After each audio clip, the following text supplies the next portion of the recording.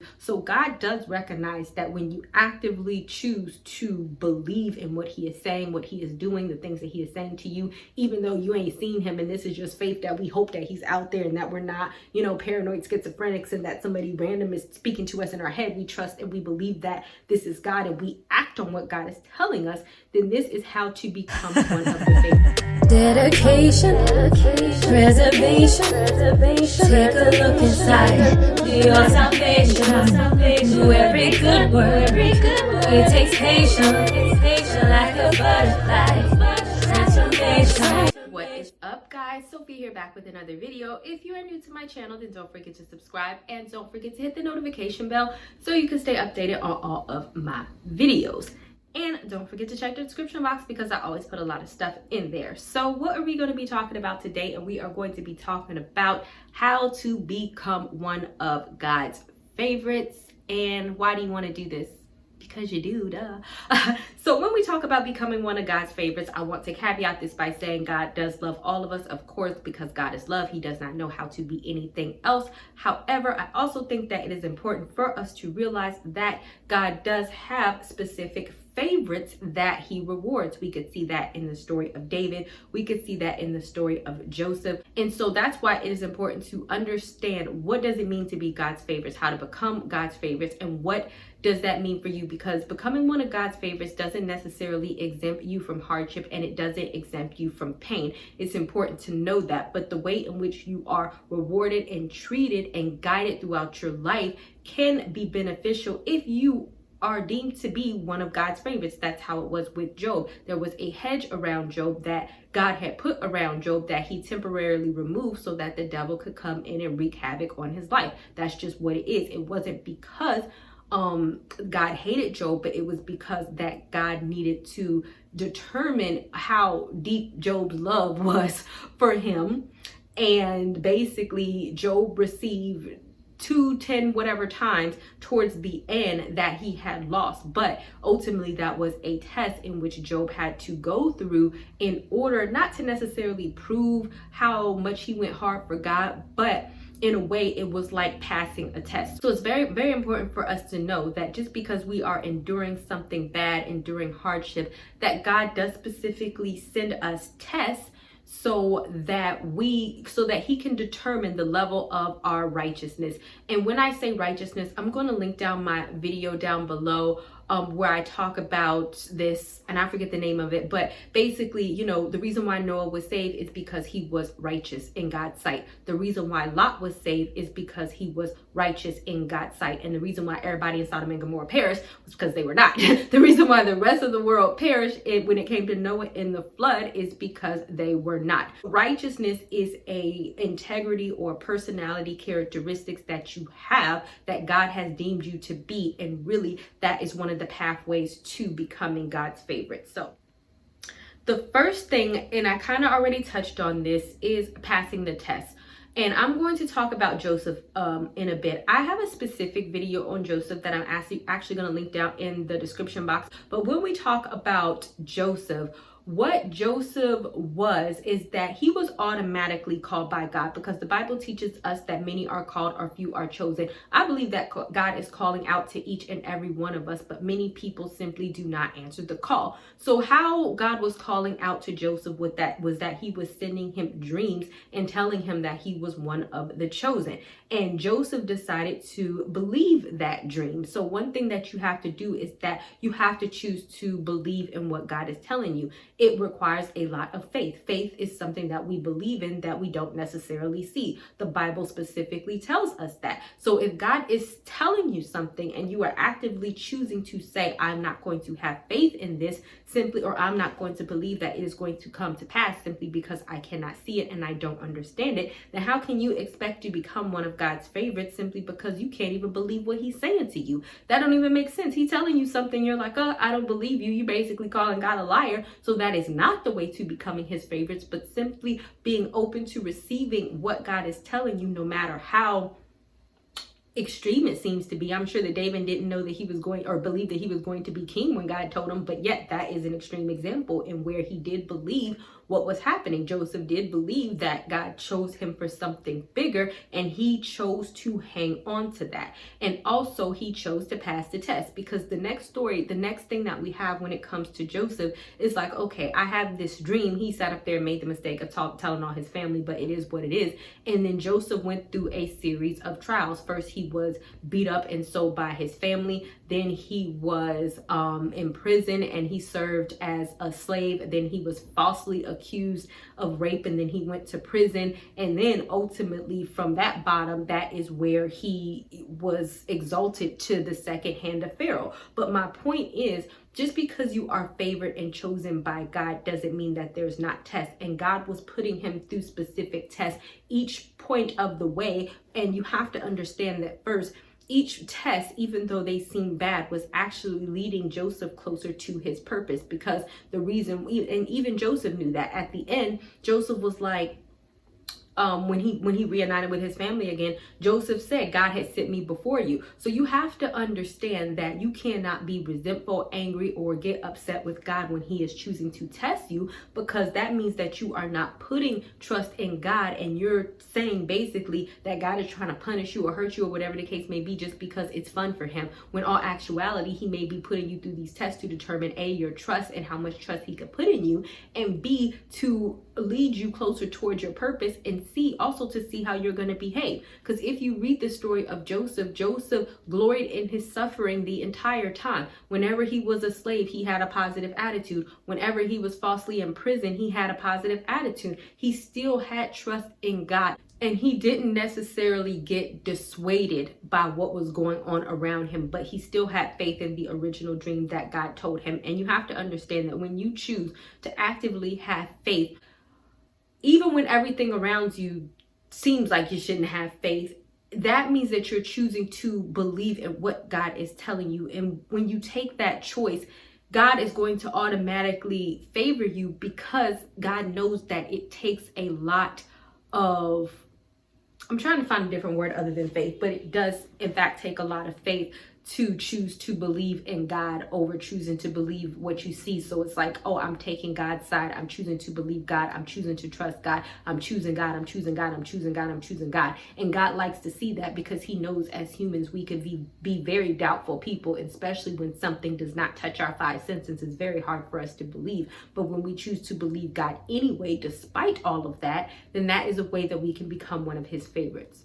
So the second is having a true desire to please God, because some people say that they have a desire to please God, but when in all actuality, they have a desire to please themselves, or they have a desire to please the world, or they actively feel like they should be doing something simply because they think that it looks good. It might look good in the eyes of man, and therefore it must look good in the eyes of God. But in all actuality, they don't have a desire to please God. They have a desire to please the world. They have a desire to please themselves. And therefore, they don't necessarily become one of God's favored because of where their heart lies. It's important for us to know that when it comes to God, that he knows about our heart, right? Never make that mistake that we can put on this mask, this fakeness, this facade, and God does not know who we are internally, and if we're faking the funk. And that's why one of the confusing things is when it comes to David. David is always known for being a man after God's own heart. And I'm going to put my video, the spirit of David, down in the description box, because David was a man. He was very faulty. And this is the thing. God does not require us to be perfect in order to be his favored, because we can't be perfect because we're people and we're always jacking up something somewhere, right? But it's also important for us to understand that God looks deeply into our hearts, to understand that, in fact, when God sent Samuel to anoint David as king, Samuel was looking at all of his brothers, and he was like, surely these other people who are more handsome, who are taller, who are stronger, are chosen to be king. And lo and behold, God specifically says, don't look at outward appearance, because I don't measure by that. I look at what's in the heart. And so when David came along, that's who God has chosen. No, he wasn't the oldest. No, he wasn't the most mature. No, he wasn't the strongest, but he had a desire to please God. And David made a lot of mistakes in his life, but his true desire to please God was genuinely true despite all of his mistakes. And so that's why it's important for us to know, no, we're not going to be perfect, but God can look deep down in our hearts and know if the desire is there to please him. And if it is, then yes, he's going to favor you. He's going to help you. He's going to show you, but you also have to have a genuine desire. How is some of that built? If we go to the story of David, David, when he was getting ready to slay Goliath, right? They were like, what makes you think that you can slay Goliath? David specifically said, God helped me slay a lion and a bear with my slingshot while I was out tending them sheeps that y'all was making fun of me about because they was making fun of David for being a shepherd like he wasn't a real warrior. But he said, and God will help me defeat this Philistine. So really, what are we talking about? I am putting faith in God. So I'm putting more faith in God than I'm placing in my own. I'm putting more faith in God than I'm placing within my own ability. That is how you can become God's favorite, when you understand where your power comes from and where it lies and where you get it from. And also faith, we already spoke about that. And also, once again, passing the test. I believe that those lions and those bears were put there to David for him to slay as practice, so that when he knew that he went before Goliath, he didn't have any fear in regards to slaying them, because he had already passed the previous test and he knew that God had helped him and had been with him in that forest to help him slay them wild animals. So he was like, this is no problem for me because I have already built up to this progression. Imagine if God was trying to train David to slay Goliath, and he had sent the lion and the bear up in the woods, and David was running. No, you're gonna, like, I know that's extra, but David was sitting up there running because he didn't have faith that he could, slay them. Then he would have missed his moment. He would not have had faith that he could slay Goliath because he never trusted in God to teach him the lesson, or he didn't trust God in the menial test to help him slay the wild animals. And then he just would have never learned it, and he probably would have just been scared to slay Goliath, and then that would have been it. He would have missed out on the blessing. So understand that you have to not only go through the test, but you have to be willing, have a willing and a heart to ultimately please God, because God sees that, he knows that. Just like when he was able to peer in the heart of David and see what type of man he was, there's no fooling him. So you can't say, oh, well, Sophia, I want to become one of God's favorites, and I'm just going to put on this whole masquerade so that it appears that I want to change, when all actuality, you're still the same person. The desire and the heart actually has to be there. So the last one is allowing God to guide your footsteps. And this can be very hard because, once again, this still teeters on the side of faith a bit, but that's why it's so important to have faith in God, because even as the Bible specifically says, when Jesus said, blessed are those because y'all have seen me, when he was talking about the disciples, and you still don't believe, and you have trouble believing, but blessed are those who have not seen me and they choose to believe. So God does recognize that when you actively choose to believe in what he is saying, what he is doing, the things that he is saying to you, even though you ain't seen him, and this is just faith that we hope that he's out there and that we're not, paranoid schizophrenics, and that somebody random is speaking to us in our head. We trust and we believe that this is God, and we act on what God is telling us. Then this is how to become one of the favored. If you once again read the story of David, David always prayed to God first and said, what shall I do? David was defeating everybody. Like, he was just he just turned into a warrior. Like, he was defeating everybody, right?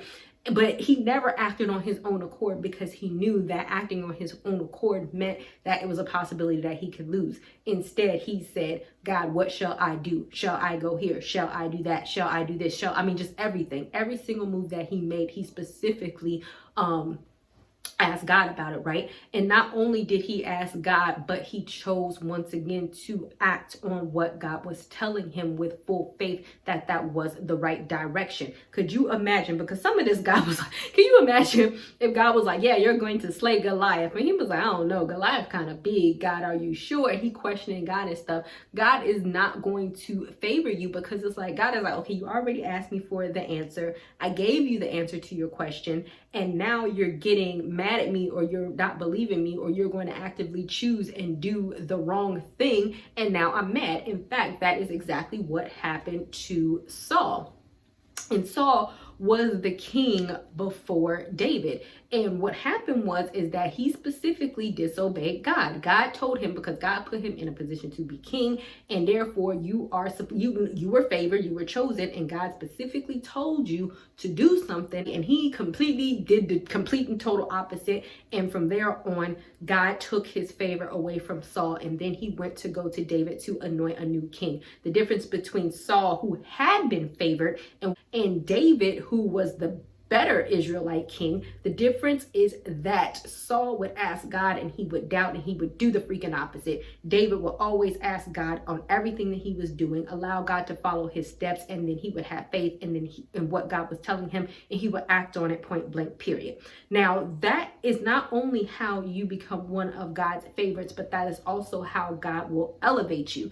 And so it starts off very small, because this is even how it was in my situation. Like I said, I was just leaning on the everlasting hands of God, not knowing a lot of places that he was leading me. And it just turned out to work out great, right? But in the beginning, it wasn't like that. God would just say, oh, do this. It was something minor just to see your obedience. Do that. And then the more that you begin to trust God and you hear from him, you begin to do things and you begin to act on the things that he's telling you. And lo and behold, not only do you become prosperous and abundant in that process, because you're getting direction from God. God is not going to lead you somewhere that is going to cause you to fail. Yes, it may give you tests, like Joseph when he was just in a jail and a slave and all this other type of stuff, but ultimately the path was to his success. It was not to his failures. So it's like, yes, God tells us these things. Yes, we have to look beyond what we see, because sometimes asking God and following those steps are not always easy, and sometimes they can be very scary, and especially when it doesn't seem like things are going to work out. But continuously choosing to have faith and following that path, regardless, having full confidence that God is just going to do what he said he can do, is how you become the favorite. And the more that you do that, the higher that God will take you, because it might be something small. Like God might be like, oh, go help this person. Easy, right? Oh, go here. Easy, right? Oh, you need to move. That's a little bit harder. Oh, you need to go back to school. That's a little bit harder. Oh, you need to start your business. That's a little bit harder, because you're like, wait, Lord, I don't have no money to start this business. How am I? Oh, you're supposed to be. But the more that you see him do the small things or come through, and you're like, okay, when God told me to move, this turned out to be in my best interest. So when he's telling me to start this business, this must turn out my best interest too, because I have X, Y, Z to back up the fact that me following God turns out in my best interest.